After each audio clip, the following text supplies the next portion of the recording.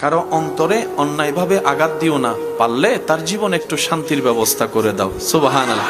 উম্মত, কারো দোষ পেলে জগতে বলিয়ে বেরিয়েও না, অন্যের দোষ পাইলে দোষকে গোপন করে তাকে ইজ্জতে রাখো, তার ইজ্জত হেফাজত করো। উম্মত রে, মানুষের চোখের মধ্যে পানির কারণ তুমি হইও না।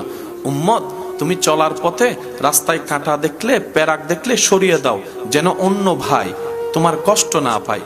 উম্মত রে, এক কথায় পৃথিবীর মালিক আল্লাহ তোমাদের কাছে আমানত দিয়েছে, আমানতদারিকে আমানতের মধ্যে রাখো। পৃথিবীকে ধ্বংস করিও না, পৃথিবীকে নষ্ট করিও না, পৃথিবীকে অশান্তি করিও না। কোরআন যে কথা বলে, লা তুফসিদু ফিল আরদে, রব বলে আমার জমিনে তোমরা ভাড়াটিয়া থাকতে দিয়েছি, মালিক কাউকে বানাইনি। সুতরাং জমিনে তোমরা ফাসাদ করিও না, অশান্তি করিও না, তর্ক বিতর্ক করিও না, জামিলা করিও না, রক্তপাত করিও না। একদিন তো আমি রবের কাছেই তোমাদেরকে ফিরতে হবে। নবী বলে, উম্মত রে, যেভাবে পারো অন্যকে ভালো রেখে নিজে ভালো থাকো। হাজার ব্যস্ততার ভিতরে তোমার রিজিক দাতার দরবারে সিজদা দেওয়ার সময় বের করো।